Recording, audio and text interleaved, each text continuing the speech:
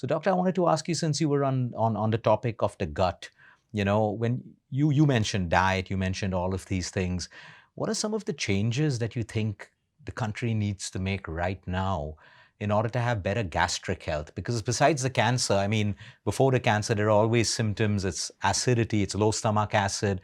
What do you see from the eyes of an oncologist? Yeah. When it comes to dietary and food habits, I think what the traditional Indian diet Mm-hmm. and the traditional Indian teachings, or the tenets that you have an early meal, you space out your meals well, you you include a lot of fruits and veggies in your meals.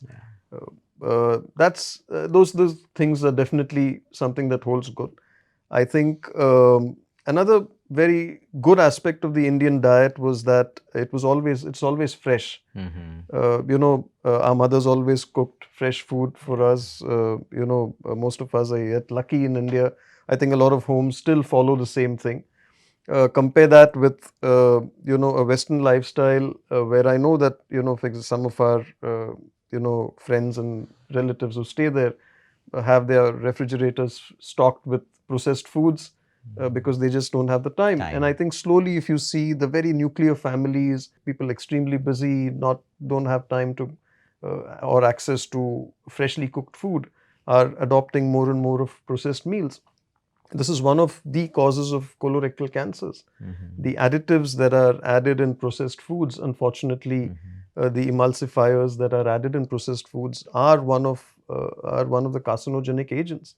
I don't mean to scare people, but unfortunately, that's true. It's the truth, yeah. It's true. And that's one of the reasons that processed foods or refrigerated foods or these frozen foods are it's okay for an occasional consumption, but it's definitely a no for a daily consumption. Yeah. So I think that's something that the uber urban India, the millennials need to take stock of, because maybe and it's unfortunate again that we are seeing a lot of young patients coming to us with cancers, which we were not seeing 20 years back.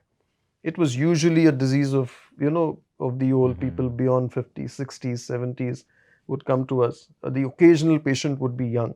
Today in my clinic, 1 in 4 patients is below the age of 40.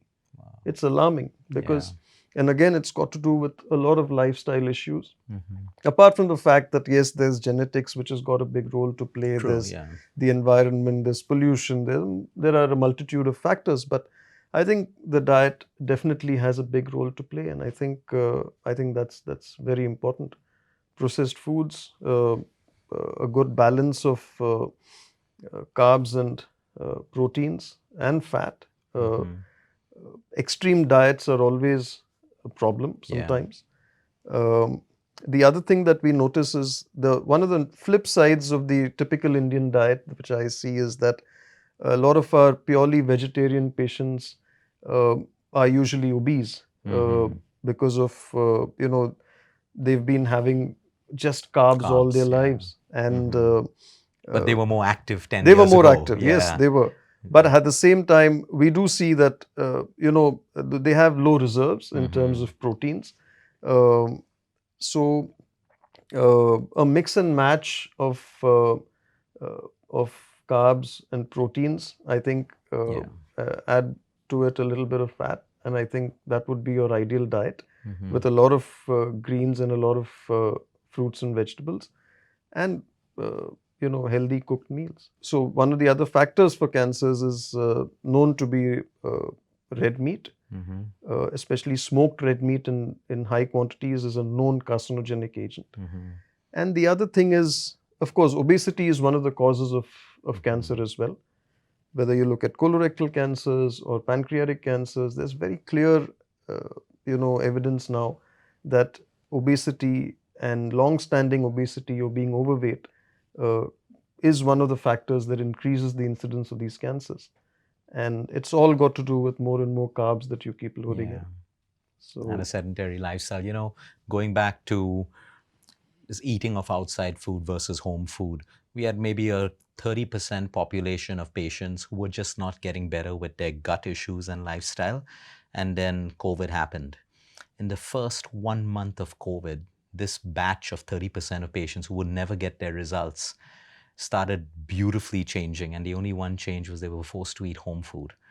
And it's unbelievable how things like chronic constipation, gas, acid reflux, the only change that happened was the food. They were eating outside food most of their meals because they were either traveling or just, out with their friends. And all of that stopped in the first couple of months.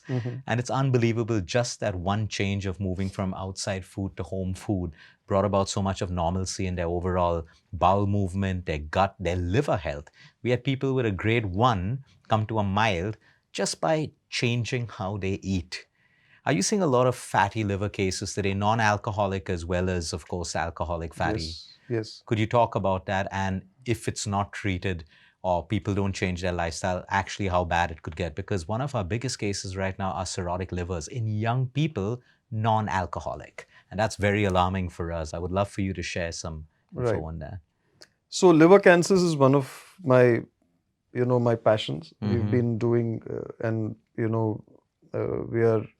we get cases from all over the country and even from abroad because of our expertise in liver cancers.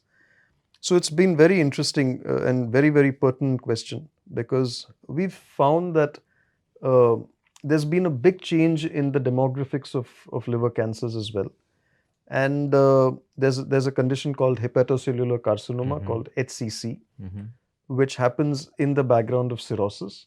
And we found that previously we would get most of the patients with HCC in the background of either a hepatitis B or a hepatitis C. Because that was an era in India where blood banks were unregulated 20, 30 years back. People were not screening blood enough for Hep B or Hep C. People were not very particular about the use of intravenous.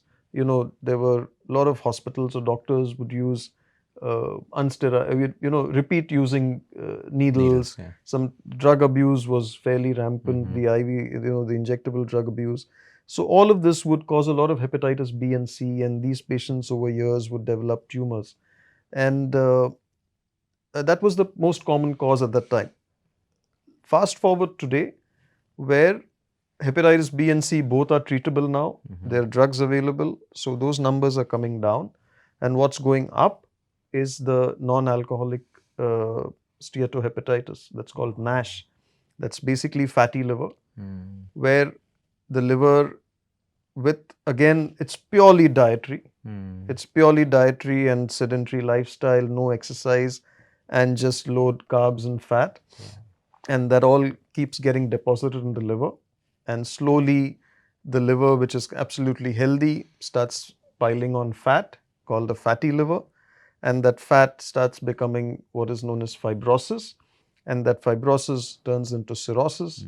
And at some point, so today, and these livers, which are unhealthy, also unfortunately are very prone to developing cancers called HCC. So this is a pattern that we are seeing, and we are seeing almost 1 out of 2 of the liver cancers that I see are because of NASH. Wow. And it's a serious problem, and it's just rising. But you're right when you say it is purely either the overload of fructose on the liver, carbohydrates, and a sedentary lifestyle, because the only thing that's reversing it, people coming down, we've seen a grade 3 come to a 2 and a 1 when they really decide enough is enough and they start working out, they start changing their diet. It's unbelievable how the liver itself, it is one of the most regenerative organs, right? It is. Anyway. It is a very forgiving organ. Yeah. But you have to make the effort. Yeah, not cross the set point. Yeah. That's right.